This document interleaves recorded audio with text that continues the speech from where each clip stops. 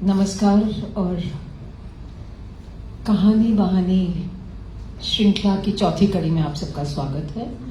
जैसा कि हम लोग हर बार बताते हैं, ये श्रृंखला हंस पत्रिका और म्यूजियो कैमरा ने मिलकर शुरू की है, खासकर गुड़गांव वासियों के लिए, जहां हिंदी साहित्य की थोड़ी कमी महसूस होती है। साहित्यिक आयोजनों की, इस तरह के गेट टुगेदर्स, किताबों पे चर्चाएं, कहानियों पे चर्चाएं, लेखकों से मुलाकात, उस सब का थोड़ा सा यहाँ पर अभाव रहता है। और यही सोच के हम लोगों ने ये श्रृंखला शुरू की है और आज हमारी ये चौथी कड़ी है। आज हमारे साथ अनु सिंह हैं, जिनका परिचय मैं प्रत्यक्षा को बोलूंगी, आपको विस्तार में देंगी। वैसे तो ज्यादा परिचय की आवश्यकता नहीं है, क्योंकि हम सब स्क्रीन पे इनसे जरूर वाकिफ होंगे। जब आपको प्रत्यक्षा बताएंगे तो आप समझ जाएंगे कि अनु जी, और मुझे विश्वास है कि आप सब आए हैं उनको सुनने के लिए, तो जानते ही होंगे उनके बारे में। पर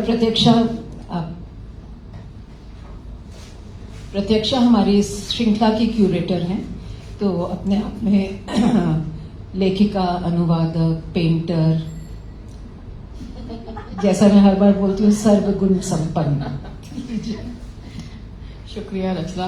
हर बार रचना शुरुआत में मेरी तारीफ कर देती है और मैं बहुत खुश हो जाती हूँ, और फिर जब कार्यक्रम शुरू होता है तो मैं और ज्यादा खुश होती हूँ, क्योंकि कार्यक्रम हर बार बहुत अच्छा होता है। और इस बार तो हमारी मुख्य वक्ता या द ओनली स्पीकर इज अनु सिंह। तो पहले मैं अनु सिंह को यहाँ बुला लूं ताकि लोग देख लें कि कौन है अनु सिंह।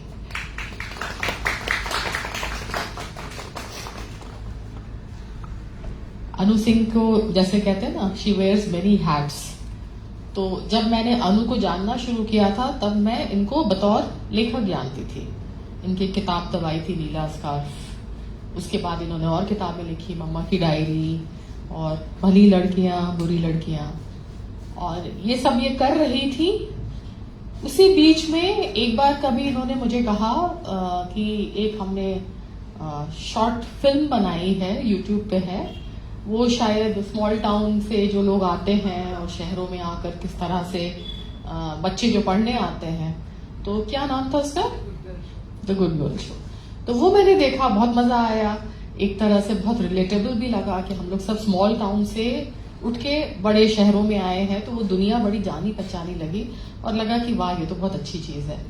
उसके बाद किताबें लिखते लिखते ये मुंबई चली गई, और फिर पता चला कि भाई ये तो आर्या लिख रही हैं और ग्रहण लिख रही हैं, स्कूप लिख रही हैं, और फिर एक फिल्म आई जो बड़ी हाईली अक्लेम्ड हुई, मिसेज, वो इन्होंने लिखा।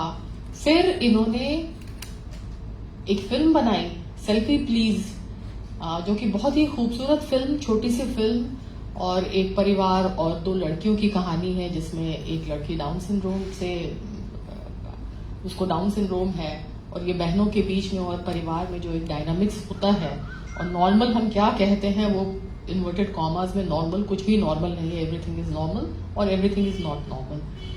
तो ये फिल्म 1 साल पहले बहुत जगहों पे, यहाँ गुड़गांव में भी स्क्रीन हुई, तो बहुत सारे अवार्ड्स इनको मिले, इनकी फिल्मों को मिले। और ये जो एक जर्नी है कि जर्नलिज्म करते हुए, कहानियां लिखते हुए मुंबई पहुंच जाना और बिना किसी गॉडफादर के अपनी जगह वहां बना लेना, बहुत बड़ी बात है। तो जब ये हम लोग बात कर रहे थे और लगा कि ये इवेंट किया जाए, तो लगा कि ये अनु की अपनी यात्रा है, पन्ने से पर्दे तक, तो इनसे बेहतर और कौन बताएगा। तो मैं और ज्यादा समय नहीं लूंगी, माइक हैंडओवर करती हूँ अनु को। और हम सोच ऐसा रहे थे कि 1 घंटा के आसपास अनु अपनी चीजें बताएंगी हमको कि किस तरह से पन्ने से पर्दे तक चीजें जाती हैं। फिर अगर आप लोग इंटरेस्टेड होंगे और अनु का मन करेगा, तो हम 15 मिनट में कोई पार्टिसिपेटिव चीज कर सकते हैं, शायद आनंद ही आएगा। और उसके बाद 15 मिनट में हम थोड़ा बातचीत रखेंगे, जिसमें हम लोग सब एन ओपन हाउस, और जिसको जो पूछना है, बोलना है, अनु से बात करनी है, वो सब कर सकते हैं। तो माइक अनु। इसका टाइमिंग थोड़ा सा रिकन्फिगर करना पड़ेगा, हम लोग के पास 1 घंटा है। ओके, ठीक है, तो थोड़ा हम उसको कॉम्प्रेस करें। विल एक्चुअली हम लोग will play by the year. तो ये मेरे लिए बड़ा मुश्किल होता है। मैं बिल्कुल भी क्योंकि मैं राइटर हूँ प्राइमरीली, फिल्म मेकर हूँ, तब तो कोलैबोरेटिव होता है प्रोसेस। तो आपके साथ साथ बहुत सारे और लोग लग जाते हैं उसमें। प्रत्यक्षा मुझे बहुत सालों से जानती है, तो जानती हैं कि मेरा सोशल स्किल्स बहुत खराब है। मैं 1-on-1 कॉन्वर्सेशन में बहुत अच्छी हूँ, लेकिन स्टेज पे आके कुछ बोलना हो या अकेले कोई इस तरह का सेशन कंडक्ट करना हो, सो मैं पहले ही माफी मांगती हूँ अगर मैं बहुत बोरिंग हो जाऊँ तो। और राइटर के लिए एक प्रोसेस जो होता है वो बहुत आइसोलेटिंग होता है, तो हमें आदत इतनी ज्यादा होती है अंतर्मुखी होने की कि मुझे थोड़ा मतलब ओवरवेलमिंग लग रहा है। तो मैं शुरुआत ऐसे कर रही हूँ कि एक छोटी सी कहानी है मेरी पहली किताब से, नीला स्कार्फ से, जो दरअसल अंग्रेजी में भी जिसका अनुवाद हुआ, the blue scarf and other stories के नाम से वो किताब आई 2 साल पहले, 3 साल पहले। तो सिर्फ ये दिखाने के लिए कि हिंदी तो एक तो जुबान का जो भाषा का जो ट्रांसलेशन है, अनुवाद जो होता है, जब हिंदी से अंग्रेजी में कोई अनुवाद होता है तो क्या नुआंसेस पकड़े जाते हैं, और दूसरा जो है फिर हम वही, क्योंकि एक छोटी कहानी है तो उसको अगर स्क्रीन प्ले में ब्रेक करना, हालांकि स्क्रीन प्ले राइटिंग अपने आप में बहुत टेक्निकल है। ये किसी टेक्निकल डॉक्यूमेंट को लिखने की तरह है। स्क्रिप्ट राइटिंग जो है वो कहने में लगता है कि सिर्फ राइटिंग है, पर एक्चुअली सिर्फ राइटिंग है नहीं, वो फिल्म मेकिंग की तमाम सारी चीजों को समझने की प्रक्रिया है। और आप स्क्रीन राइटर तब तक नहीं बन पाते जब तक आप में इनेटली फिल्म मेकिंग को लेकर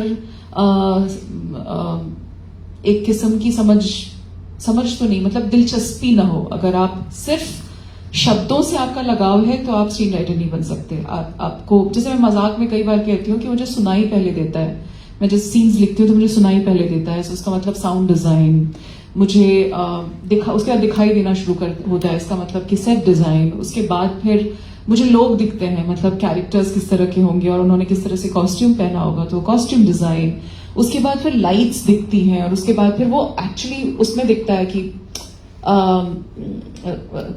पॉइंट ऑफ व्यू क्या है, किसके पर्सपेक्टिव से कौन सी बात कही जा रही है, इसका मतलब एडिटिंग।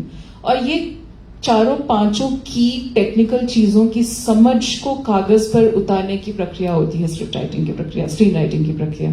तो ये तो बेसिकली फंडामेंटल जरूरत है, प्री रेक्विजिट है किसी भी चीज को स्क्रिप्ट में बदलने के लिए, मतलब पन्ने से पर्दे पर ले जाने के लिए ये बेसिक चीजों की समझ होनी बहुत जरूरी होती है। और वो कैसे आती हैं, जो कि हम सबको पता है, जितना हम एंगेज करते हैं, जितनी फिल्में देखते हैं उतना। तो मैं भी, और ये मुझे सीखते सीखते समझ में आया कि आपकी भाषा अच्छी है या एक किस्म की रवानगी है, या फिर आपकी समझ में क्लैरिटी है, तो इसलिए आप अच्छे स्क्रीन राइटर बन जाएंगे या अच्छे फिल्मकार बन जाएंगे, जरूरी नहीं है। आपको एक्चुअली ग्रामर समझना होगा। और मुझे सबसे फैसिनेटिंग चीज एक्चुअली अपने काम की, स्क्रिप्ट राइटिंग की सबसे फैसिनेटिंग चीज यही लगती है, क्योंकि वो कॉन्स्टेंटली आप एनवेलप पुश कर रहे होते हैं। आप 500 लोगों के लिए एक टेक्निकल डॉक्यूमेंट लिख रहे होते हैं। ये 500 लोग में आपके एक्टर्स हैं, आपका मतलब पूरा का पूरा क्रू है। सो सबको लिटरली एक पन्ने पर लेकर आना, तो इसका मतलब कि जो चीज आपने लिखी वो आपकी है नहीं, वो तो है इन लोगों की। और जब उसके बाद जब आएगी और दिखेगी पर्दे पे, तब तो बिल्कुल भी आपकी नहीं है, क्योंकि उसमें डीओपी की नजर है, उसमें एडिटिंग का रिदम है, उसमें गाने हैं, म्यूजिक है। It's an amalgamation of all kinds of art forms. So it's just so beautiful that you happen to be the first foundation creator. आप नींव डालते हैं। तो ये याद रखते हुए, और जब ये याद रहता है तो वो बहुत हम्बलिंग होता है। फिर आपको याद रहता है कि आप एज अ स्क्रिप्ट राइटर आप सिर्फ जरिया हैं, आपका काम सिर्फ एक कहानी को एक टेक्निकल फॉर्मेट में डालना आपका काम है। So you not doing, while you are doing the god's job and you are the god because you are creating so many characters, आप you are not the only one who is making it. तो एक writer, एक author के तौर पर ये मेरे लिए बहुत बड़ी लर्निंग थी कि अच्छा, एक स्क्रीन राइटर के तौर पर, एक स्क्रिप्ट राइटर के तौर पर आप इतनी सारी चीजों को समेट कर चल रहे हैं, और if your and then that makes your craft better.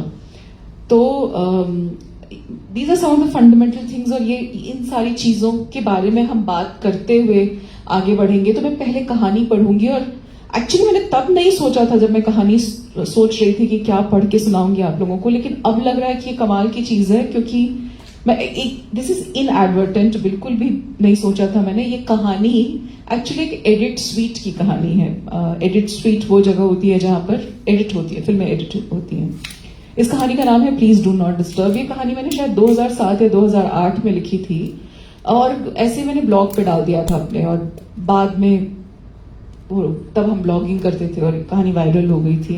मुझे लगता नहीं है कि इस कहानी में बहुत कुछ है, लेकिन अब क्योंकि मैं प्रक्रिया को अच्छी तरह समझती हूँ फिल्म मेकिंग की, सो अब मुझे ये कहानी दूसरे तरीके से दिखती है, एक शॉर्ट फिल्म की तरह कई बार दिखती है। तो इसलिए मैं कहानी आपको पढ़ के सुनाती हूँ, उसका अंग्रेजी अनुवाद भी पढ़ूंगी, और हम क्विकली फिर हम और इसको मैं अगेन इट वाज इनएडवर्टेंट कि मैंने हम लोग जब नाम सोच रहे थे सेशन का, तो मैंने कहा कि मीजान सेन कहते हैं इसको, ये नाम देते हैं कि एक scene just like one basically staging one particular scene, उसको मीजान फिल्म मेकिंग की भाषा में मीजान सेन कहते हैं। तो हम इससे क्या निकाल के देखेंगे is something that we will discuss, and I will tell you more about what it is like to make a scene. तो कहानी का नाम है प्लीज डू नॉट डिस्टर्ब। तो रोज इधर ही सोता है। ये पहला सवाल तो नहीं हो सकता जो कोई किसी से पूछता हो, लेकिन ये मुंबई है और यहां इतना वक्त नहीं किसी के पास कि लंबी चौड़ी भूमिका के साथ कोई बातचीत शुरू की जाए। लेकिन मुंबई में कोई भी सवाल पहला सवाल हो सकता है, और आखिरी भी। बहरहाल सवाल पूछने के बाद स्टूडियो की रिसेप्शन पर कोने में लगे लाल रंग के सोफे पर करीब करीब पसरती हुई रोहिणी ने अपनी आंखें बंद कर ली, बिना जवाब का इंतजार किए। रोहित को सूझा नहीं कि क्या कहे। तंग जीन्स और आधी कटी बाजू वाली टॉप से झांकती रोहिणी की उम्र की ओर ठीक से ताका भी नहीं जा रहा था। वो 35 की भी हो सकती थी और 25 की भी। उम्र का रंग रूप, फितरत, आदत किसी से कोई लेना देना नहीं होता, कपड़ों से तो बिल्कुल नहीं। ऐसी कच्ची पक्की बातें अब समझ आ रही हैं रोहित को मुंबई में रहते हुए। बॉस ने रोहित को नाइट शिफ्ट लगाने की हिदायत दी थी, मंगल बुध की डबल छुट्टी के वादे के साथ। बॉस का छुट्टी के नाम पर किया हुआ वायदा महबूब के वायदे से कम खतरनाक नहीं होता। पूरा न हो तो मुश्किल, पूरा हो तो कयामत। खैर, बॉस का वायदा पूरा नहीं होना था और इसमें रोहित को ज्यादा नुकसान दिखता भी नहीं था। स्टूडियो में रुके रहने का कोई भी मौका वो खोना नहीं चाहता। एक तो जुलाई की उमस भरी गर्मी से निजात, और दूसरा नाइट शिफ्ट की आदत तो उसे पड़नी ही चाहिए। 2 साल में असिस्टेंट एडिटर बन जाना है और 5 साल में एडिटर। बिना दिन रात स्टूडियो में मेहनत किए ये मुमकिन न था। तू जाग रहा है अब तक? रोहिणी फिर जाग गई थी। मेरा एडिटर तो सो गया रे, अपन के पास कोई काम भी नहीं। चल, लोखंड वाला क्रॉसिंग से सिगरेट की डिब्बी लेकर आते हैं। रोहित की नजरें अपने आप दूर दीवार पर टिक टिक करती चौकोर घड़ी की ओर घूम गई। नया है क्या इधर? जानता नहीं, इधर रात नहीं होती। तेरे को डर लगता है तो मैं लेकर आती है, तो इधर ही बैठ, डरपोक कहीं का। मेरा एडिटर उठ जाएगा तो उसको बोलना मैं 15 मिनट में आएगी। नहीं मैम, मैं चलता हूँ ना साथ में, आप अकेले ऐसे कैसे जाएंगी? तो कोई सलमान खान है जो मेरा बॉडीगार्ड बनेगा? नहीं मैम, मैं तो बस कुछ खाया कि ऐसे ही पड़ा है इधर? 2:30 बज रहे हैं, भूख लगी हो तो नीचे वड़ा पाव भी मिलेगा। खाया मैम।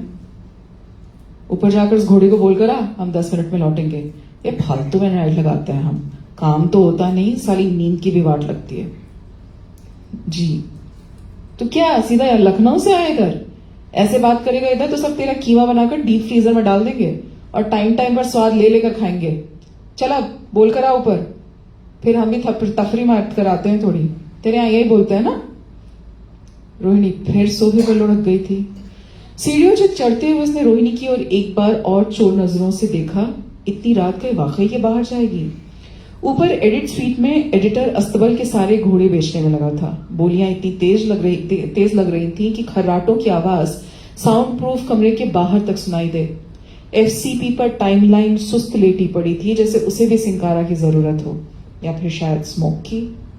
ये फिल्म स्मोक पर जाएगी, ऐसा बॉस कल ही बोल रहे थे। जरूरत भी है, पहला ही शॉट कितना डल है। रोहित को अचानक पहले शॉट में कमरे से दंदनाता हुआ निकलता हीरो याद आ गया। कोई इनोवेशन नहीं, न शॉट में न एडिट में। रोहित ने टाइमलाइन को प्ले करके देखा। अभी तो 4 सीन भी एडिट नहीं हुए थे कल के बाद।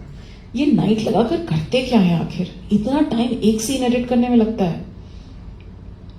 शॉट्स की बेतरतीबी देखकर वो कुछ देर उन्हें करीने से सजाने के लिए मचलता रहा, फिर किसी के काम में दखल अंदाजी न करने की बॉस की हिदायत को याद करके वापस एक किनारे खड़ा हो गया। देर तक खड़े रहने के बाद भी वो तय नहीं कर पाया कि एडिटर को जगाए या वापस लौट जाए। वैसे स्टूडियो की चाबी निकालकर बाहर से लॉक करने का भी एक विकल्प था।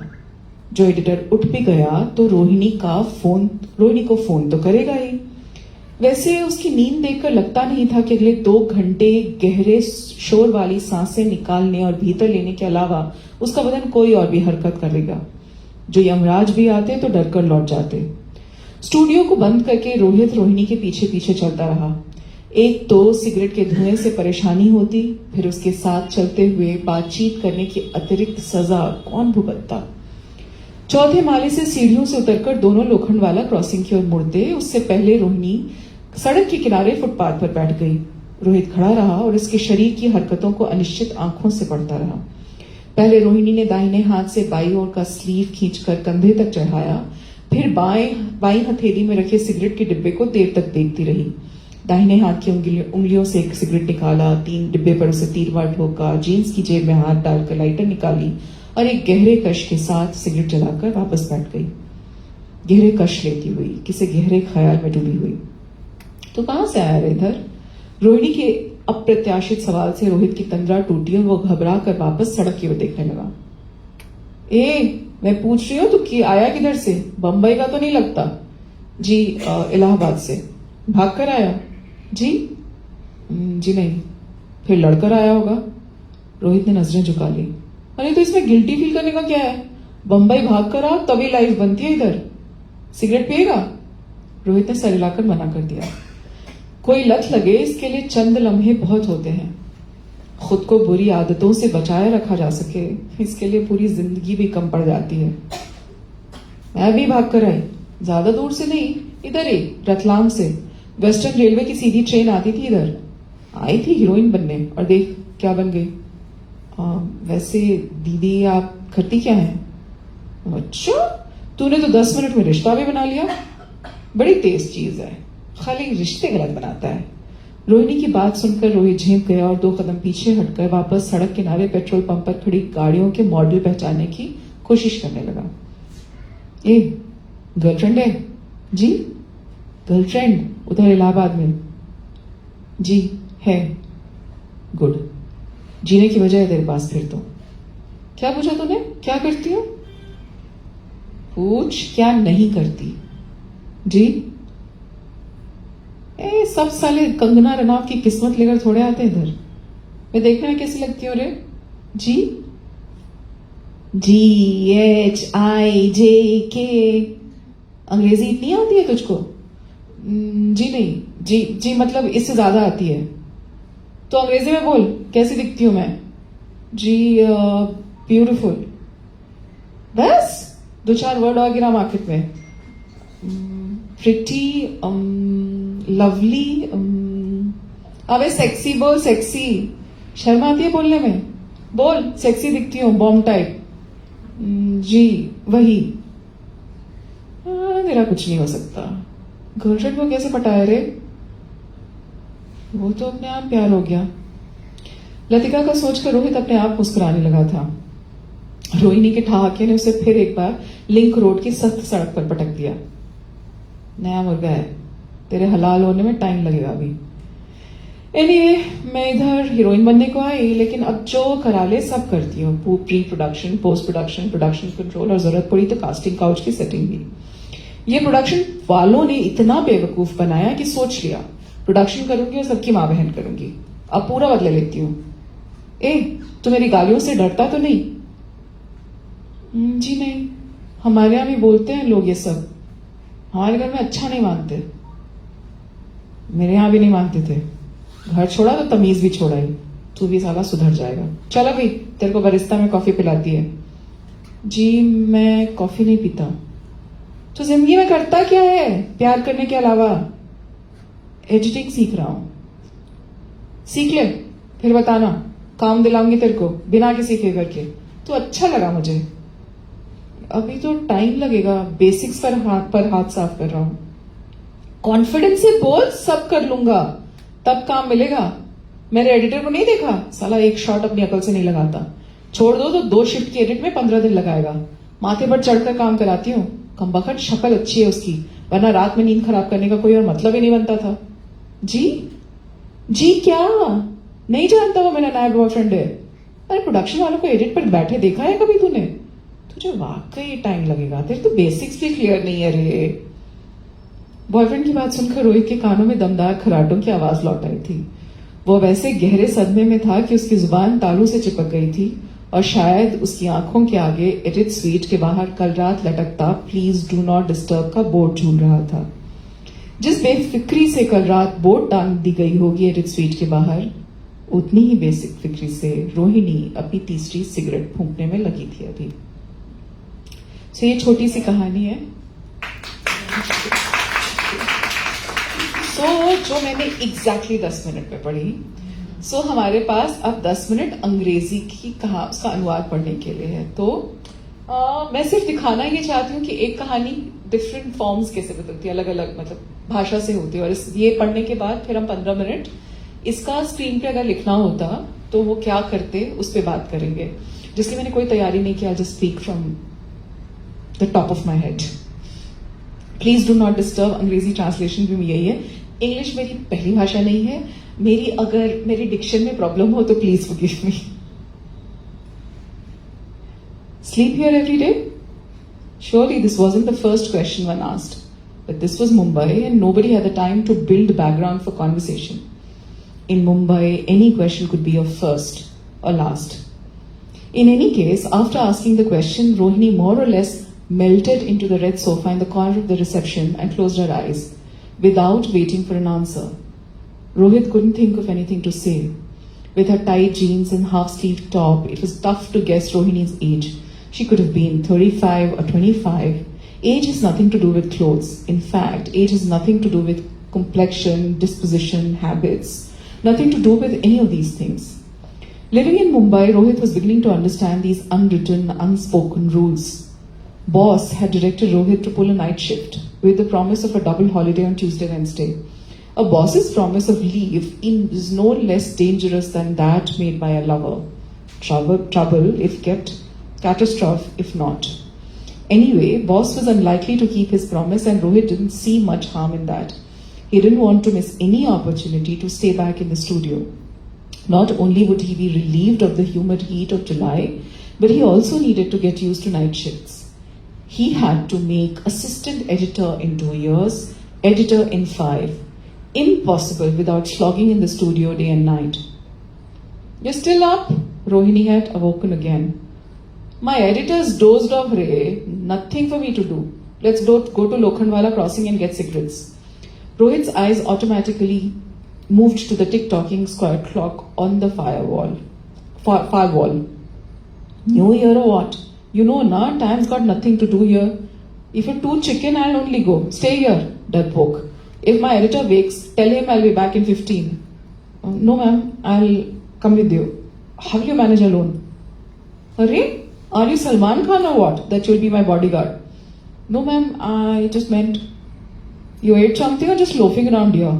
It's nearly 2:30. If you're hungry, there's vada pav downstairs. I've eaten, ma'am. Then go upstairs and tell that horse we'll be back in 10 minutes. This night duty business is a full waste. Not like work gets done and it screws with your damn sleep. Yes, ma'am. You get here direct from Lucknow or what? Keep talking like that and they'll make mincemeat out of you, put you in the deep freezer and enjoy from time to time. Now run upstairs and tell him, we'll go loaf a bit. Rohini rolled over on the sofa again. Climbing up the stairs, he glanced at Rohini a few times. Would she really go out so late at night? Upstairs, in the edit suite, the editor was sleeping like a log that had long been detached from its tree. In fact, the snoring was so loud in the form of snores that it could be heard outside the soundproof room. The timeline lay listless on the FCP. FCP is the editing machine, it's a software. As though it too needed a pick-me-up like Sankara tonic, or perhaps a smoke. This film will get smoked. So Smoke is also a software which is used to enhance the quality of the visuals. That's what Boss had said just yesterday. It needed to be said. The very first shot was so dull. Rohit suddenly recalled that first shot, the hero swaggering out of a room, no innovation, neither in the shot nor in the edit. Rohit played the timeline. Not even 4 scenes had been edited since yesterday. What exactly did they accomplish pulling these night shifts? How could it take this long to edit a scene? Seeing the randomness of the shots, he itched for a while to arrange them in a systematic sequence. Then he remembered Boss's instructions to not interfere in anyone else's work and retreated to a corner. Despite waiting for a bit, he was unable to decide whether to wake up the editor or go back downstairs. There was also the option of retrieving the key and locking the studio from outside. Even if the editor awoke, he would call Rohini. Though looking at him, it didn't seem as though his body would do much apart from exhaling and inhaling noisily for the next 2 hours. Yamraj, the god of death himself, would probably beat a hasty retreat.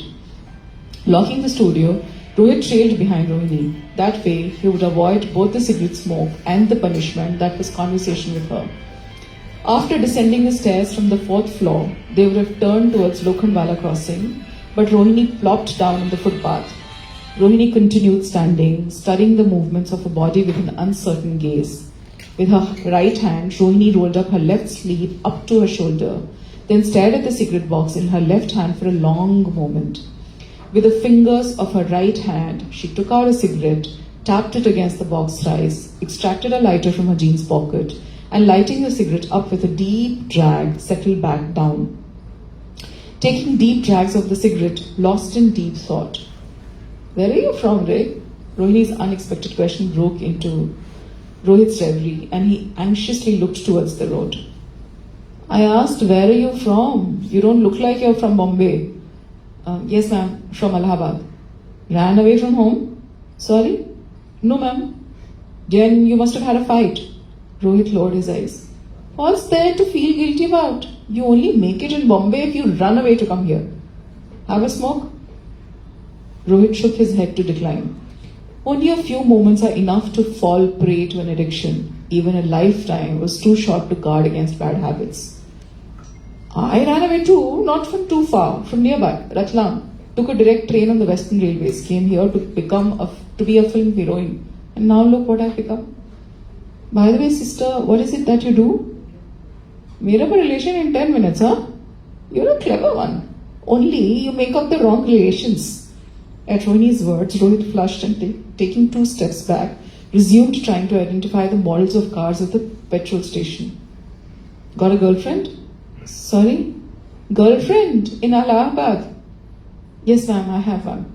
"Good. Means you have a reason to live. You want to know what I do? Ask me what I don't do." "Sorry?" "Not everyone's got Kangna Ranaut's luck. How do I look, Ray?" "Sorry?" "Sorry, yes ma'am, no ma'am. These are the only English words, you know." "No ma'am, I mean, I know more than that." "So tell me in English, how do I look?" Beautiful." "That's it? Drop a couple more words here." "Pretty, lovely, use the word sexy, Ray. Sexy, too shy to say it, or what? Say you look like a sex bomb." "Yes ma'am, that." "You're hopeless, Ray. How did you chat up your girlfriend?" "Oh, that!" We just fell in love. Thoughts of Latika had Rohit smiling unconsciously. Rohini's laughter once again plonked him down on the hard surface of Link Road. "You're a spring chicken. There's time yet for your slaughter. Anyway, I came here to be a heroine, but now I do everything, whatever's needed. Pre-production, post-production, production control, and I can even set up a casting couch. These production guys gave me such a hard time that I figured I would get into production and fuck them up. I'm getting my own back now. My cussing doesn't scare you, does it?" "No ma'am, people use swear words where I am from as well. It's not considered appropriate at home though." "Wasn't considered appropriate at mine either. Left behind good manners when I left home. You'll also learn damn soon. Come, I'll buy you a coffee at Barista." "Ma'am, I don't drink coffee." "What do you do in life then, apart from being in love?" "I'm learning editing." Learn. Tell me when you need work. I'll get you jobs without favors. I like you. It'll take me time to get there. I'm still getting a hang of the basics. Where's your confidence, Ray? Say, do it all. That's how you get work in the city. Haven't you seen my editor? He can't get one damn shot right on his own. You leave him be and he will complete a 2-shift edit in 15 days. I sit on his head to get the job done. Good thing he has a goddamn pretty face, else I'd be ruining my sleep for nothing. Sorry? What for? Didn't you know he's my boyfriend? Ever saw anyone from production sit on an edit? You really do need time to get a hang. Your basics aren't even solid, Ray. At the mention of the boyfriend, the sound of powerful snores returned to Rohit's ears. He was in such a deep state of shock that it felt as though his tongue was perhaps stuck to his palate, and before his eyes appeared the do not disturb sign that had swung outside the edit suite the previous night. With the same bindas attitude with which that sign had probably been hung outside the edit suite, Rohini now smoked her third cigarette. So that's the translation for you. So, thank you. And I have some notes so that I don't miss the point. But, रशा जी हमें खत्म कितने बजे करना है? 6:30.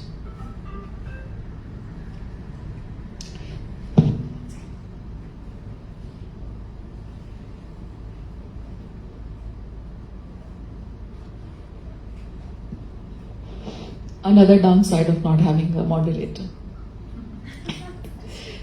So, yeah, but hopefully जब हम एक बार when we open the house for discussions and conversations, then it'll be more hopefully participative और a two-way conversation होगा. तो पहले कहानी की बात तो जाहिर है, मतलब ये शॉर्ट स्टोरी है.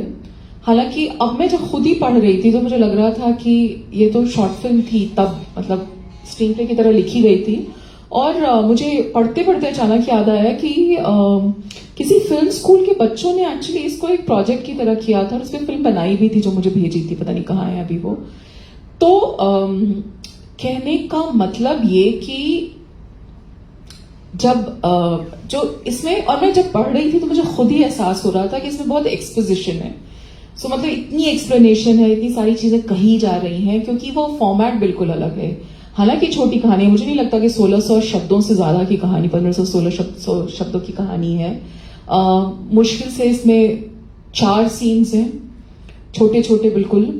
और इन 4 सीन्स में एक जो पूरी दुनिया है वो दिख रही है, मतलब. और 2 लोकेशंस है, एक एडिट स्वीट है और एक बाहर जो लोखंड वाला सर्कल की जहां बात हो रही है. तो ये सब मैं इसलिए बता रही हूं कि जब कोई भी चीज जब कहानी से निकलकर और स्क्रीन प्ले के फॉर्मेट में आती है तो ये जानना और समझना बहुत जरूरी होता है.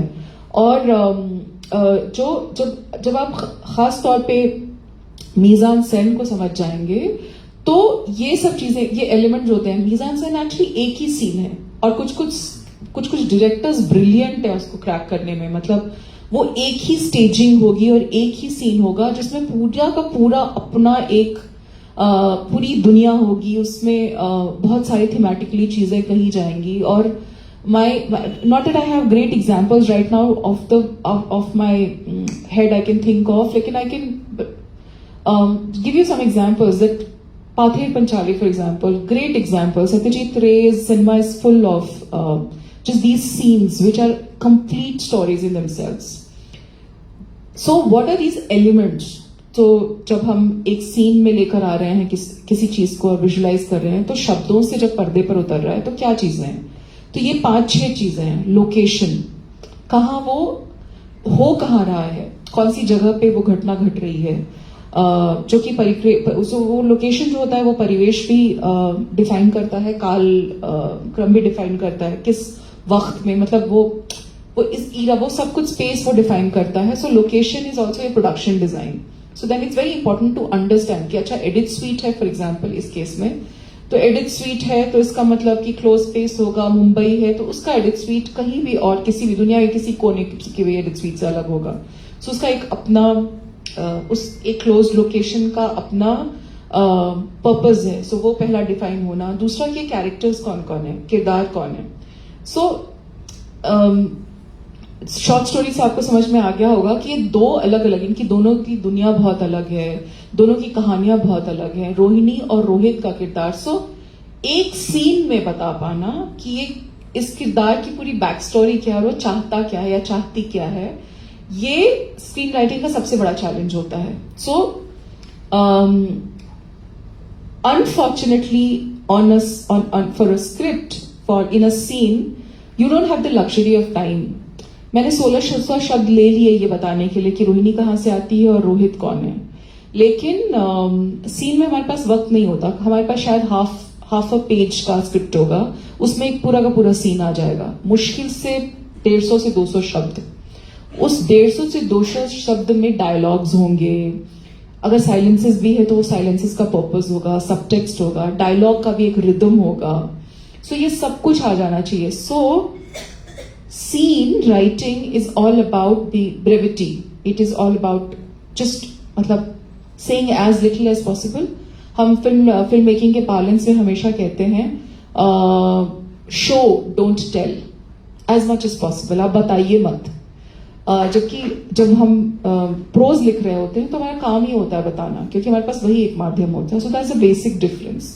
सो to be able to also really just compact, so setting and location, उसके बाद सीन, और ये क्या ये स्क्रीन राइटर का काम होता है समझना? नहीं, स्क्रीन राइटर के लिए जरूरी है कि लाइट को समझे, लेकिन जब आप लाइट को समझते हैं तो आप अपने किरदार को बेहतर समझते हैं और उसको बेहतर तरीके से स्क्रिप्ट में लिख पाते हैं, क्योंकि लाइट एंड शैडो या फिर द प्ले ऑफ लाइट किस तरह का होगा, उसका टोन क्या होगा, वो अगर आप विजुअलाइज कर पाते हैं और उसको लिख पाते हैं, कैप्चर कर पाते हैं पन्ने पर, तो आप एक लेयर, एक्स्ट्रा लेयर देते हैं अपने एक्टर्स को उन किरदारों को प्ले करने के लिए। सो लाइट की समझ बहुत जरूरी है सीन की समझ के लिए। मुझे बहुत मतलब अगर आप क्लोजली देखेंगे और फिल्म मेकिंग स्टूडेंट की तरह या डिसर्निंग ऑडियंस की तरह सिनेमा देखेंगे तो आपको रियलाइज होगा कि कॉस्ट्यूम, हेयर और मेकअप भी ऐड कर रहा है। वो भी एक बहुत इंपॉर्टेंट एलिमेंट होता है जो सीन का हिस्सा होता है। सो यहाँ पे बहुत ब्रीफली आता है कि रोहिणी ने क्या कपड़े पहने हुए हैं, एंड इट्स नॉट टू जज her, it's actually to show her character from Rohit's point of view, क्योंकि ये कहानी रोहित के पर्सपेक्टिव से है। सो ये गलत या सही पर्सपेक्टिव कुछ नहीं होता, वो कम से कम मेरी समझ में, as long is not ridiculing somebody और इट इज नॉट कॉन्डिसेंडिंग। तो रोहित के पर्सपेक्टिव से हम देख रहे हैं, तो इसलिए कॉस्ट्यूम या रोहिणी कैसी दिख रही है वो समझ पाना और वो लिख पाना फिर सीन को एलिवेट करता है, जो कि पन्ने पर थोड़ा सा है, पर्दे पर और एलिवेट होगा। जो तीसरी चीज है वो है एक्टिंग और ब्लॉकिंग। सो अभी जो जैसे मैंने थोड़ा सा पढ़ के सुनाया, बहुत खराब एक्टिंग करके जो सुनाया, पर वो डायलॉग डिलीवरी जब होती है और जिस सीन में होता है वो, तो वो फिर और एनहांस करता है।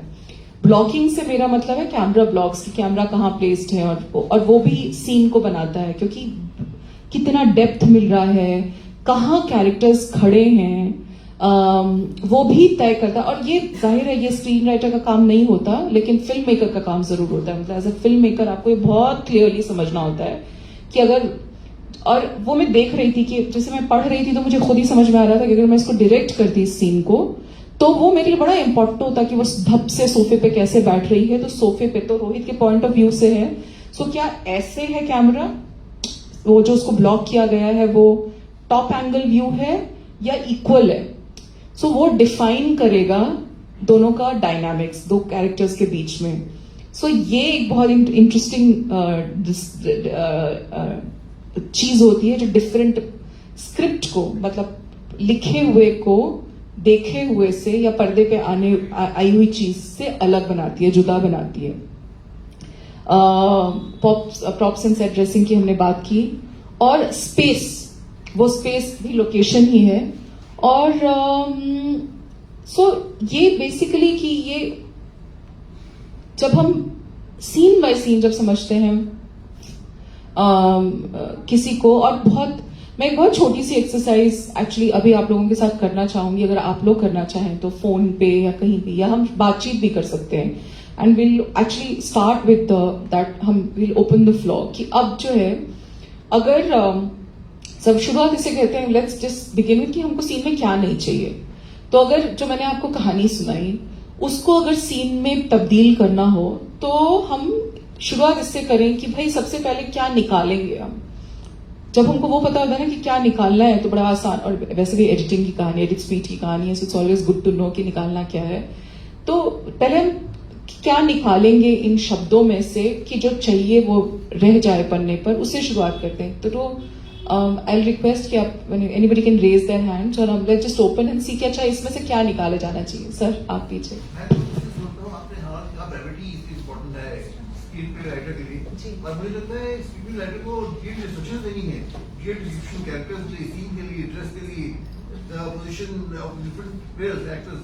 हालांकि कुछ ये राइटर भी डिसाइड करेगा, शायद स्क्रीन प्ले राइटर हर कुछ नहीं बताता, तो but screen play writer has to give a detailed picture.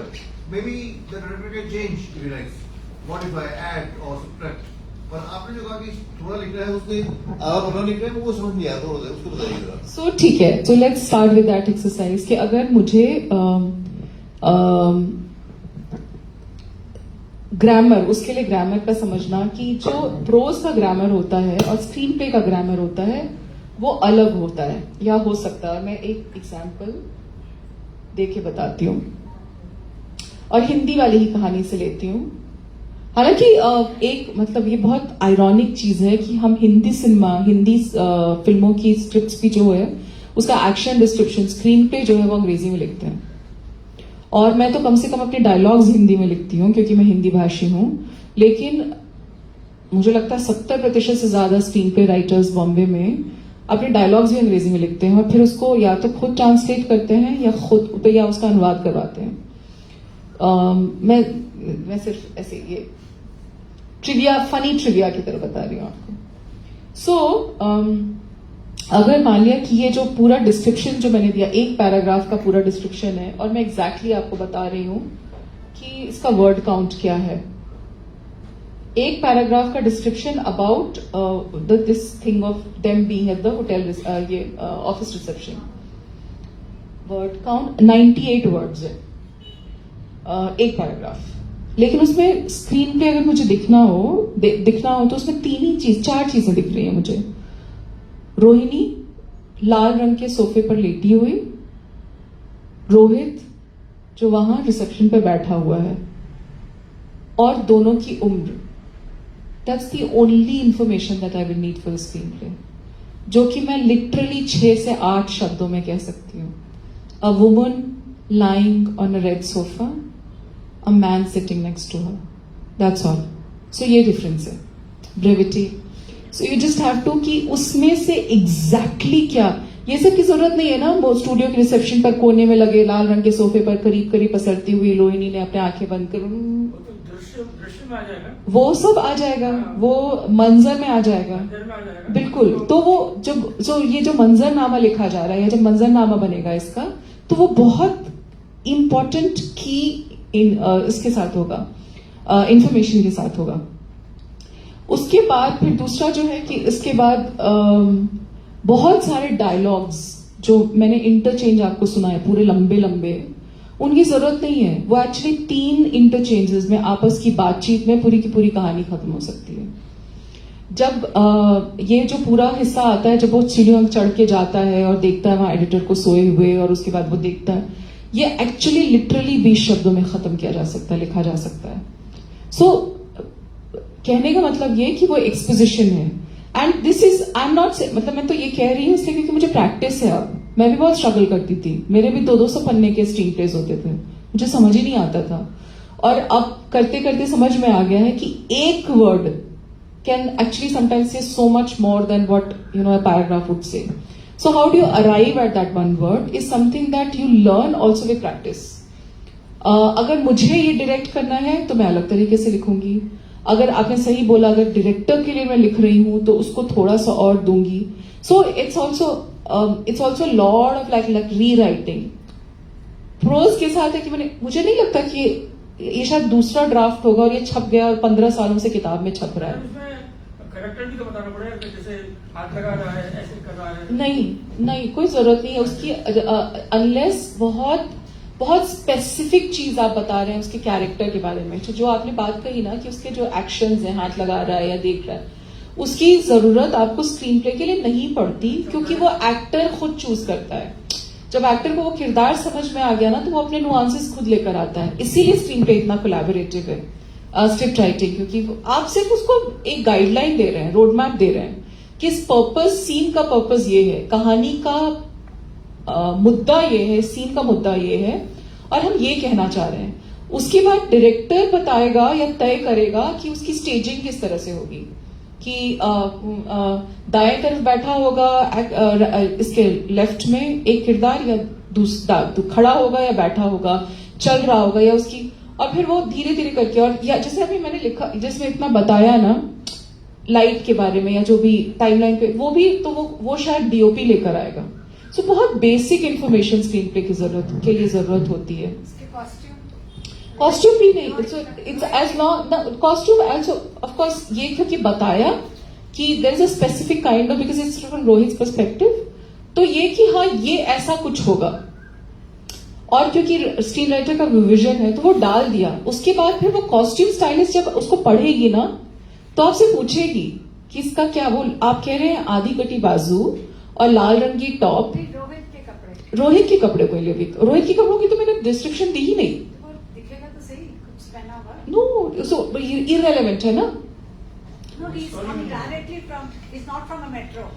So then that information, Different clothes. वो जानकारी तो आपने दे दी, वो तो हमने स्क्रिप्ट में दे दी, उनके डायलॉग में। अब वो कॉस्ट्यूम स्टाइलिस्ट जैसे ही उसको पढ़ेगी, उसको तो पहला चीज कैरेक्टर का वही नजर आएगा कि अरे ये तो उसको तो अभी अभी आया है इलाहाबाद से, उसके कपड़े इस तरह के होंगे। So it's a costume stylist job. My job as a writer is to only inform कि इलाहाबाद से आया है।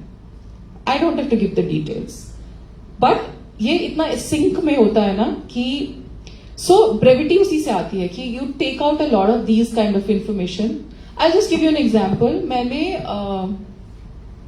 आर्या के पहले एपिसोड का 28 ड्राफ्ट लिखा था, 28, और पहला जो सबसे पहला ड्राफ्ट स्क्रीन प्ले का जो था वो मुझे लगता है 64 या 65 पन्नों का होगा।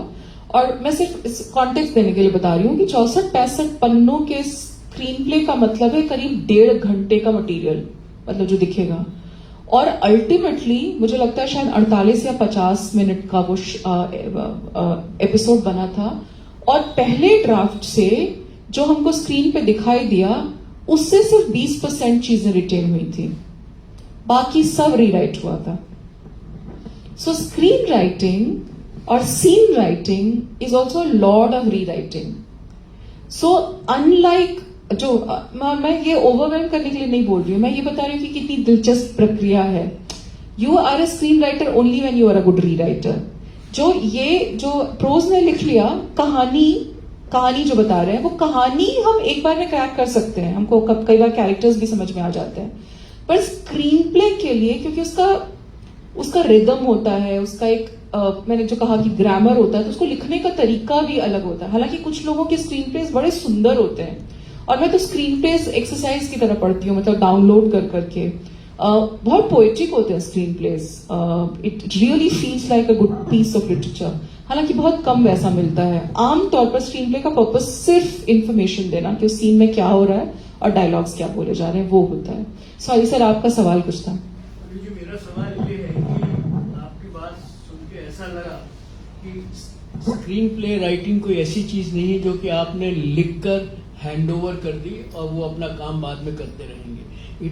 क्या ये रियल टाइम प्रोसेस है कि आप बिल्कुल, जब शूटिंग हो रही है तो आपको ऑल द टाइम आपको वहां प्रेजेंट होना होता है, जिससे कि किसी भी स्टेक होल्डर से कोई भी इनपुट आए तो आप उसको तुरंत उसको आप मॉडिफाई। बिल्कुल बिल्कुल। और मैं तो एकदम ट्रेड सीक्रेट्स आपको बताऊंगी अभी। मुझसे कई बार पूछा जाता है कि तुम इतने काम क्यों करती हो। मतलब जो लोग मुझे खासतौर पे जानते हैं वो जानते हैं कि मैं 5-7 हिमांजलि यहाँ बैठी हूँ, उनको पता है, मेरी पब्लिशर हैं वो और एडिटर हैं, और उनको मैंने किताब प्रॉमिस की है 30 जून तक। पर उनको पता है कि मैं मीटिंग्स के लिए, कॉन्वर्सेशंस के लिए मिलती ही नहीं, क्योंकि मैं 5 चीजें कर रही होती हूँ। इसलिए क्योंकि स्टैगर्ड होती है प्रक्रिया, इसलिए क्योंकि आप कहने को राइटर हैं, लेकिन आपकी इन्वॉल्वमेंट आखिरी समय तक होती है। मैं तो एडिट पे और डब पे होती हूँ कई बार, और कई बार ऐसे प्रोजेक्ट्स में भी होती हूँ जहां मैं अपने कॉन्ट्रैक्ट में लिखवाती हूँ कि मैं सेट्स पे नहीं आऊंगी और आपके लिए डायलॉग्स नहीं लिखूंगी। It's really about the project that you are associated with. पर राइटिंग का प्रोसेस तो वहां तक चलता है, क्योंकि जब एडिट हो रहा होता है तब समझ में आता है कि अरे ये वाली इंफॉर्मेशन तो रह गई, क्योंकि शूट जो होता है वो कई बार 100 दिनों में होता है, कई बार 6 महीने में होता है। एक्टर्स जाके दूसरे किरदार बन के फिर दूसरे आपके शो पे या आपकी फिल्म पे वापस आते हैं, वो बदल चुके होते हैं, आपका की क्रू बदल चुका होता है, आपको कहानी में कई बार लगता है कि अरे ये तो रिडंडेंट हो गया। तो आप राइटर के तौर पे बार बार आते हैं और बार बार वो ब्रिज बनते हैं और बार बार नए तरीके से इनोवेट करके सोचते हैं। आपने बिल्कुल सही कहा कि रियल टाइम चलता है और जब तक लास्ट मिनट। और मैं आपको बताऊं कि हमारी ट्रांचेस जो हमें पेमेंट मिलती है ना, कहने को स्क्रीन राइटर्स बड़ा पैसे कमाते हैं मतलब, लेकिन हमारे ट्रांचेस रुके होते हैं जब तक फिल्म रिलीज नहीं हो जाती तब तक, या डब नहीं हो जाता तब तक, क्योंकि आपकी जरूरत तब तक पड़ती है। So you're a writer not just for the paper, you're the writer for the process.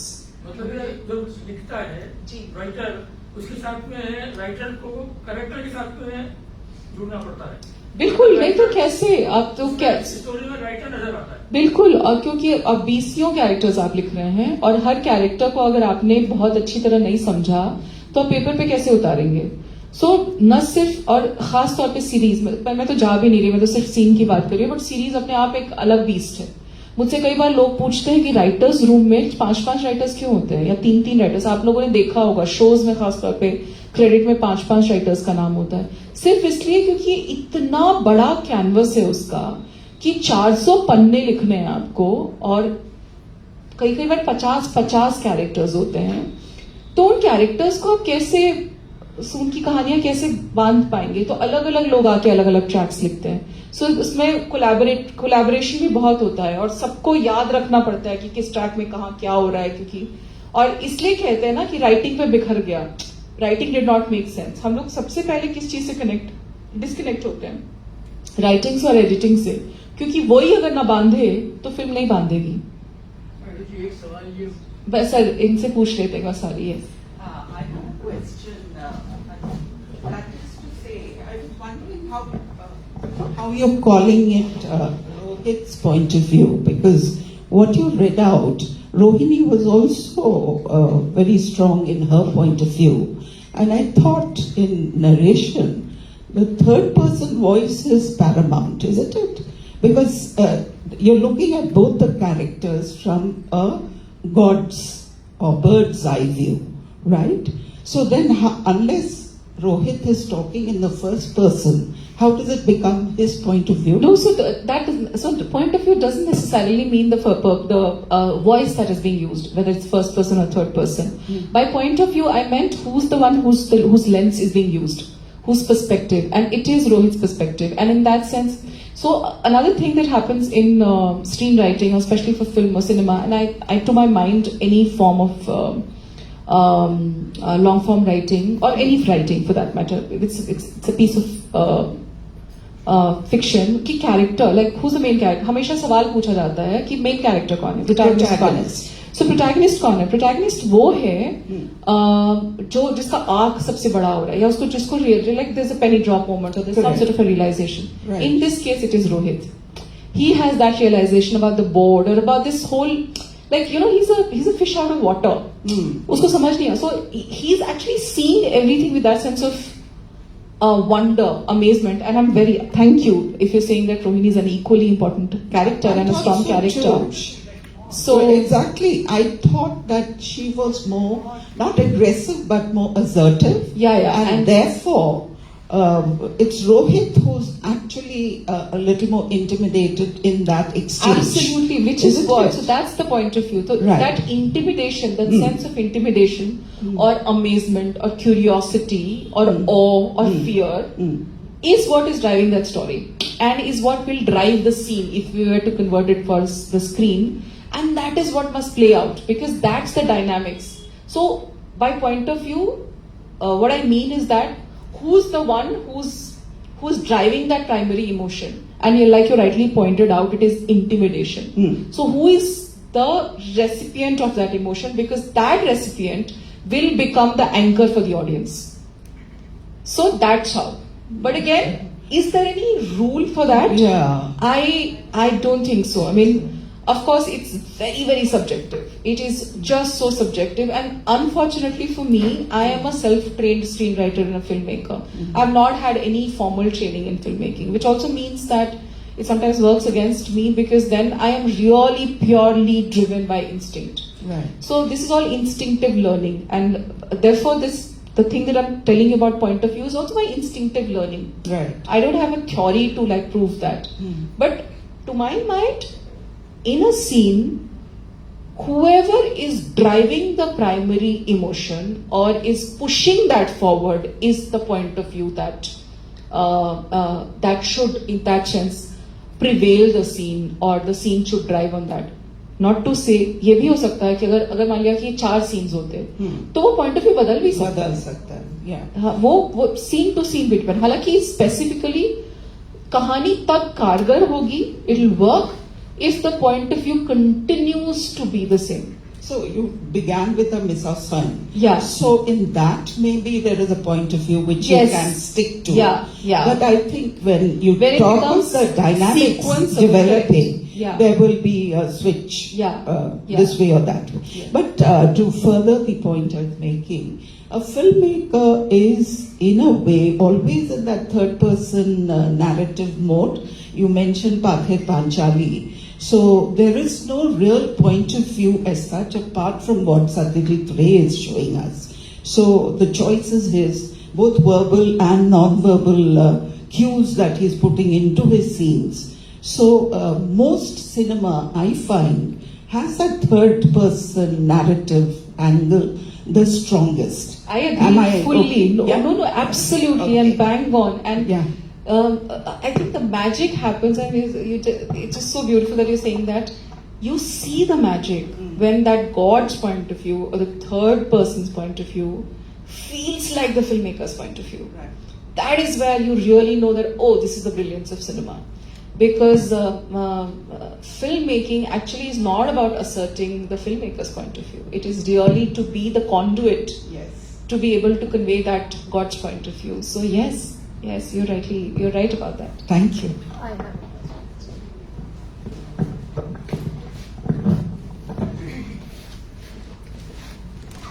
आपने जो ये अभी अपनी कहानी का कि इसको कैसे हम पूरी प्रक्रिया इसको स्क्रीन प्ले में बदलेंगे, पर जब कहानी आपकी नहीं है, आपको कोई दूसरा कहानी दे रहा है, आप you have come completely in the cold, you don't know, आपको डायरेक्टर या राइट कौन बताता है कि कहानी की प्लॉट ये है, कहानी ये है. स्क्रीन प्ले लिखने के लिए उस स्थिति में what inputs do you need? I mean, do you first read the whole story? Is it how is it put to you? It's a very good question. और ये तो मैं प्रोसेस बताती हूँ स्क्रिप्ट राइटिंग का. तो सबसे पहले, as you rightly pointed out, कि एक स्टोरी सबसे पहले एक आइडिया होता है. वो आइडिया 1 लाइन का हो सकता है, 10 लाइन्स का हो सकता है, 10 पन्नों में हो सकता है. आइडिया जो कि कॉन्सेप्ट लेवल पे फिर आता है, और उस आइडिया पे फिर किरदार बनाए जाते हैं, कहानी बनाई जाती है. So that is what is called a story. That's a story document. So अलग अलग, मैं जैसे मेरी बात अगर करें तो मैं तीनों करती हूँ. मैं स्टोरी भी करती हूँ, मैं स्क्रीन प्ले भी करती हूँ, मैं डायलॉग्स भी करती हूँ. बट कई बार होता है कि मैं अलग अलग प्रोजेक्ट्स के लिए बिल्कुल अलग अलग काम करती हूँ. सो फॉर एग्जाम्पल, मैं I've just finished a film which has been directed by Richie Mehta. It's a biopic. It's called Phulan की वो biopic है, and it's actually just 10 pages out of her autobiography, I Phulan. So 10 पन्ने सिर्फ उसके लेके, और उस पर फिल्म बनी है, और रिची ने खुद ही उसका स्क्रीन प्ले किया. मैंने सिर्फ डायलॉग्स किया. वो भी डायलॉग्स एक्चुअली मैंने रिची ने मुझे प्लेस होल्डर डायलॉग्स दिए थे अंग्रेजी में, जिनको मैंने हिंदी और बुंदेलखंडी में फिर not I won't say translate किया, बट ट्रांसक्रिएट किया. सो जब मैं वो कर रही हूं, so I go ahead and become a part of the research, क्योंकि ये सिर्फ कहानी समझने का मसला नहीं है, और dialogue writing, and there are all intertwined. So that's why I am saying it's a very good question. Story, screenplay story के बगैर नहीं हो सकता, और स्क्रीन प्ले तभी पावरफुल बनेगा जब अच्छे डायलॉग्स हो. तो आप किसी भी स्टेज पे एक राइटर के तौर पे आ रहे हैं, and that is what you have to be as a writer aware of. आप जिस स्टेज पे भी आ रहे हैं, आपको दोनों जैसे मैंने स्कूप में सिर्फ स्क्रीन प्ले किया है, वो भी एडिशनल स्क्रीन प्ले किया, मैंने सिर्फ 2 एपिसोड्स के स्क्रीन प्ले किए हैं, लेकिन मैं हिस्सा पूरे राइटर्स रूम का थी. सो एंड टू एंड, मतलब आप स्टोरी डेवलपमेंट में, रिसर्च से लेके स्टोरी डेवलपमेंट से लेके, और आप कई बार डायलॉग राइटर, जो हमारा डायलॉग राइटर अलग था, तो डायलॉग राइटर के डायलॉग्स भी मैं पढ़ रही थी, क्योंकि वो भाई स्क्रीन प्ले में जो बात कहनी है वो कम्युनिकेट हो रही है नहीं. सो टू आंसर योर क्वेश्चन, आप किसी भी स्टेज पे आए, you have to be aware of everything and you have to ask questions. Therefore it's a very collaborative medium. So another example that I have is Delhi Crime Season 3, जिसमें मैंने सिर्फ एक episode लिखा है fully, episode 3. अगर आप लोगों ने देखा होगा तो, अगर आप क्रेडिट नोटिस करें तो मेरा नाम डायलॉग्स में आता है हर एपिसोड के लिए, लेकिन रिटन बाय में सिर्फ एपिसोड 3 पे आता है, जो मैंने पूरा लिखा. लेकिन कहानी बनने की प्रक्रिया में मैं शुरू से थी, और बहुत सारे ट्रैक्स थे जो मैंने डेवलप किए थे. So the point that I am trying to make is, irrespective, if you are a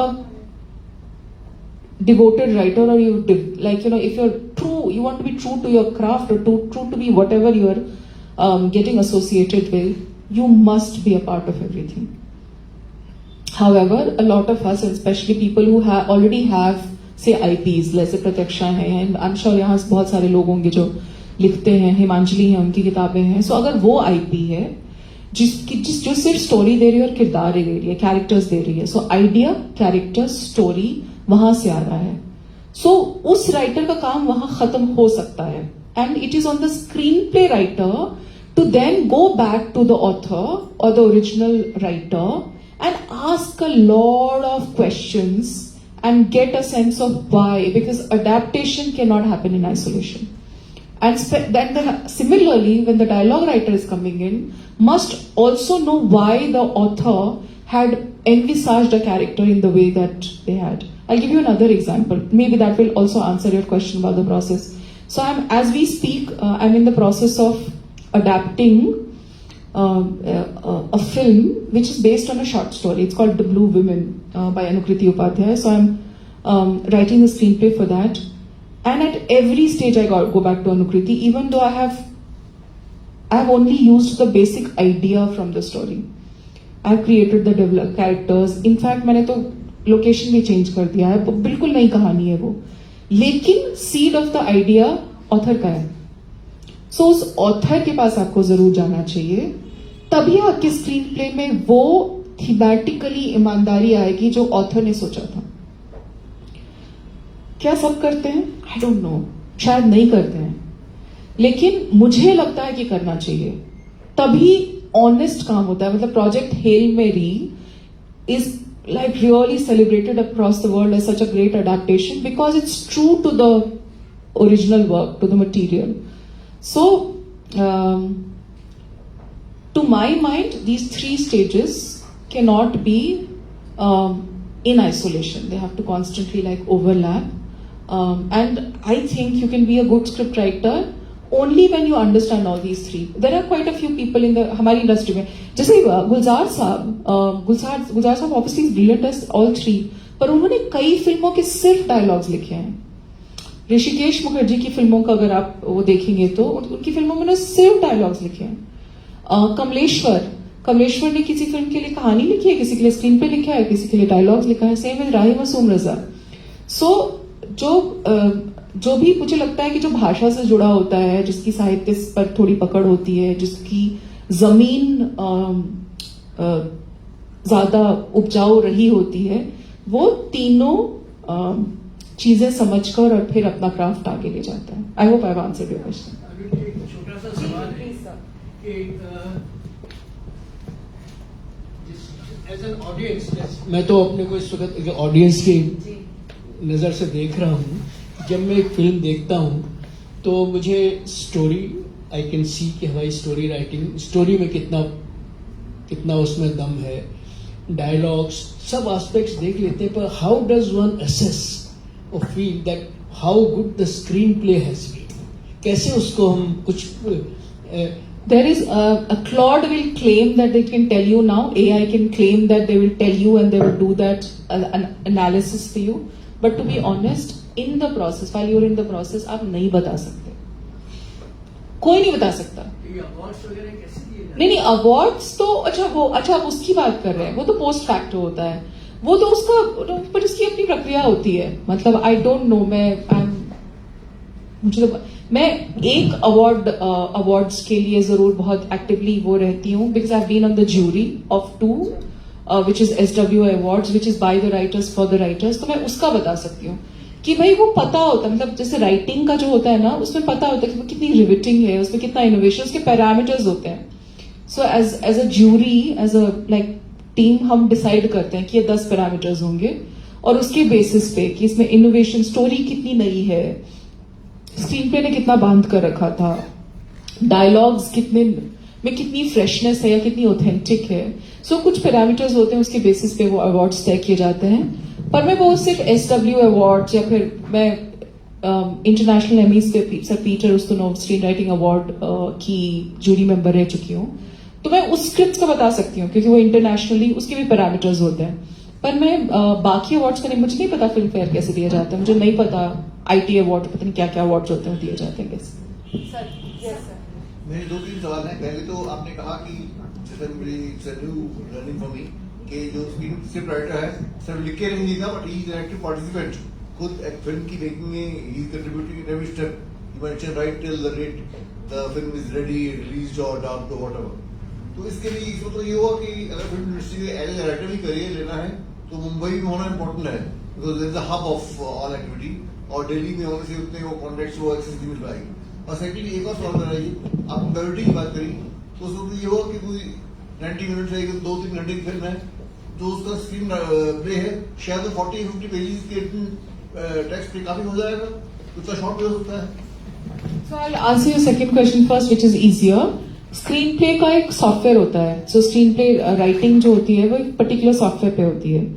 word पे आमतौर पे, अगर वर्ड पे भी होती है तो उसको हम कन्वर्ट करते हैं इस सॉफ्टवेयर पे, सिर्फ इसलिए क्योंकि वो आपको अलाउ करता है और एक फॉर्मेट में डालता है और बताता है कि पेज लेंथ के हिसाब से मोटा मोटी उसकी लेंथ क्या होगी.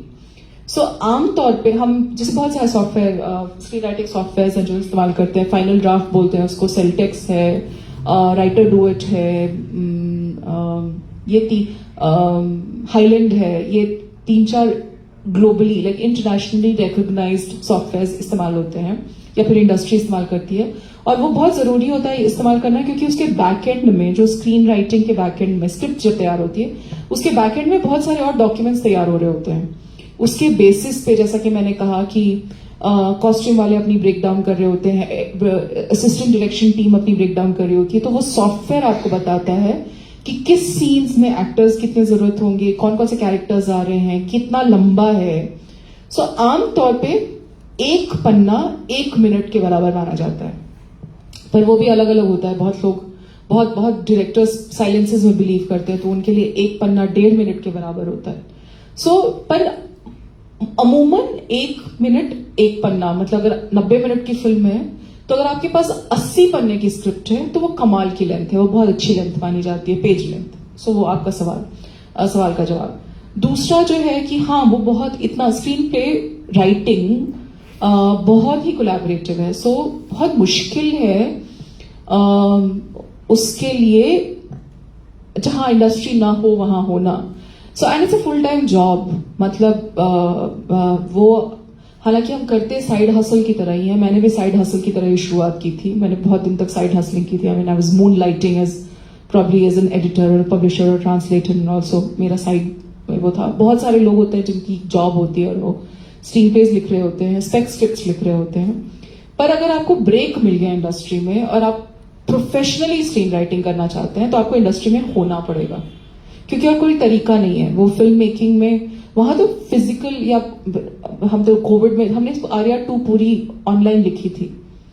सब कुछ जूम पे हुआ था, पूरा का पूरा राइटिंग जूम पे हुई थी. But you have to constantly collaborate, constantly be in touch with your other writers, your filmmaker, मतलब डायरेक्टर, शो रनर. तो आपके सवाल का जवाब है कि मैंने भी बड़ी लड़ाई की इसके लिए. मैं दिल्ली में थी और मुझे बड़ा गुस्सा आता था कि ये क्या बात हुई, इतना तो टेक्नोलॉजी इतनी एडवांस हो गई है, वीडियो कॉल्स हो सकते हैं, क्या जरूरत है बॉम्बे जाने की.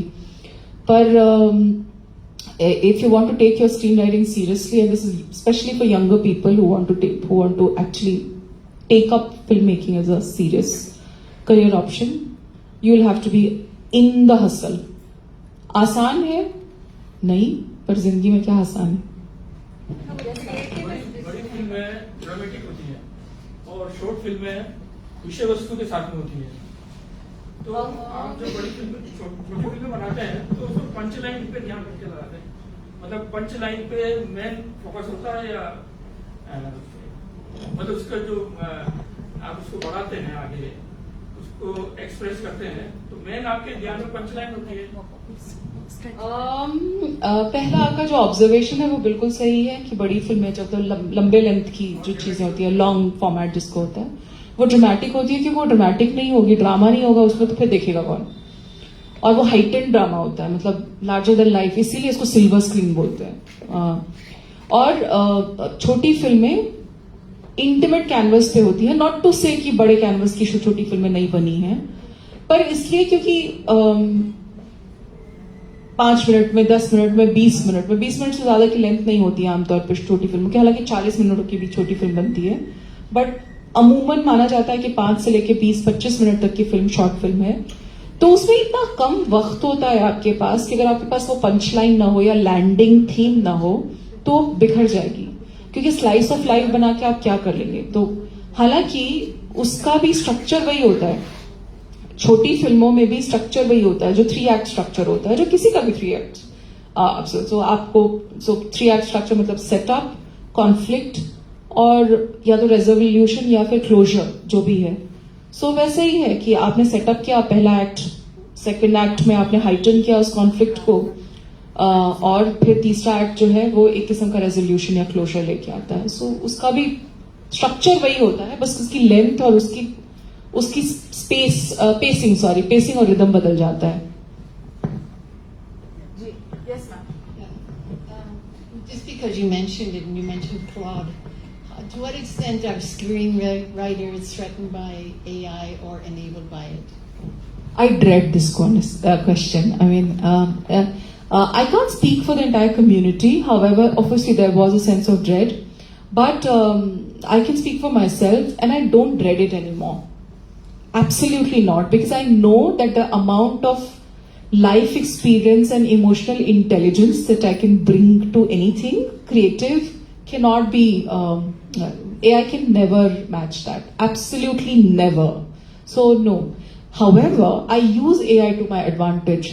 So my storyboarding, for example, is done very fast now because AI helps me do that. So I'm constantly prompting, and a lot of things when I have to structure, I just go back to AI and I use Claude Pro, and I have found my rhythm. So now Claude is a very efficient assistant that I go back to especially do presentations, to especially sometimes do,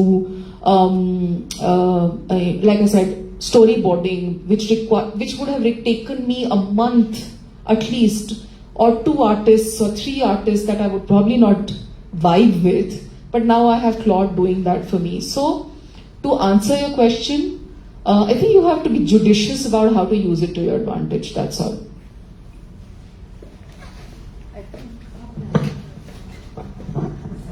The other thing that I use AI for, I must tell you this, is just asking, okay, this is the scene idea, this is what I want to do. Do the research and tell me how many times has it been used. And if it is a cliche, reject. Ask the AI, okay, give me ideas on, meet cute, a boy meets girl, give me 10 ideas. Those are the ideas you should not be working on. So what to reject is something AI tells you very well. Unfortunately, we have to close because the time limit. But we could have gone on. बहुत ही दिलचस्प ये सत्र था, and मुझे लगता है अभी भी कई लोगों के पास कुछ प्रश्न थे, पर हो सकता है अगली बार जब आप आएंगी तो कुछ एक और हम लोग बातचीत रख सकते हैं, उसमें कुछ और नए पहलुओं पर पटकथा के पहलुओं पर बातचीत कर सकते मुझे हैं। अब एक प्रोजेक्टर दे दीजिएगा, एक व्हाइट बोर्ड दे दीजिएगा। अरे मैंने तो कहा सब था कर ये चाहते हैं। ओके, बिल्कुल बिल्कुल। यहीं पर एक फिल्म बना लें। हाँ, शॉर्ट फिल्म बिल्कुल। पर बहुत बहुत शुक्रिया आपका, आप आए यहाँ और रियली बहुत आभार। और छोटा सा एक टोकन है हंस की ओर से। हंस के 2 विशेषांक थे जो बहुत चर्चित हुए और उनको हम पुस्तक रूप में ले आए। सिनेमा, हिंदी सिनेमा के 100 साल, और ये श्याम बेनेगल पे एक विशेषांक था। और ये दोनों हमारे विशेषांक बहुत ही चर्चित हुए, उसके सारे अंक खत्म हो गए, तो हम लोग फिर भी उनकी डिमांड थी तो हम लोग उसको पुस्तक फॉर्म में आ गए हमारी ओर से। हाँ, ये अनवर जी ने। बहुत बहुत शुक्रिया and thank you so much. और हमारा अगला सत्र 5 जुलाई को है, गीतांजलि श्री की नई किताब सहसा पे हम चर्चा करेंगे, तो उसका आपके पास मैसेज आ जाएगा। आप लोग सब आए, पुस्तक पढ़ के आएंगे तो चर्चा में और मजा आएगा, तो सहसा पे बातचीत होगी। शुक्रिया।